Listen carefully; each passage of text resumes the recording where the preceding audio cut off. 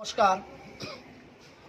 রেগার শ্রমিকদের সঙ্গে যে এই ত্রিপল ইঞ্জিনের সরকারের জামানায় আমাদের রাইমাবেলী বিধানসভা কেন্দ্র ডুমুরনগর ব্লক সহ গন্ডাচড়া আরও দুইটা ব্লক আছে, গঙ্গানগর আরডি ব্লক এবং রৈশাবাড়ি আরডি ব্লক।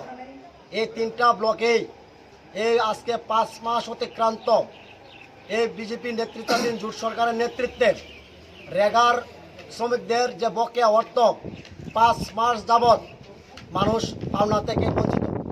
কেন আজকে ত্রিপল ইঞ্জিনের সরকার ত্রিপুরা রাজ্যে চলছে এবং কেন্দ্রে এবং রাজ্যে একই শাসক দল কংগ্রেসের তৈরি করা, কংগ্রেসের দেওয়া যে রেগা এমজিএন রেখা যে প্রকল্প কংগ্রেসের, এই প্রকল্প কেন্দ্র এবং রাজ্য বিজেপি সরকার থাকা সত্ত্বেও এই প্রকল্পটাকে চালু রাখতে পারেনি।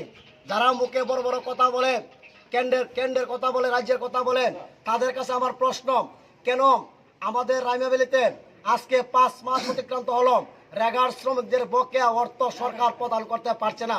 তার জন্য আজকে আমরা রাইমাবেলী কংগ্রেসের পক্ষ থেকে আজকে ডুমুরনগর ব্লক আমরা ঘেরাও করেছি এবং আগামী 24 ঘন্টার মধ্যে রেগার শ্রমিকদের বকেয়া অর্থ প্রদান করতে হবে।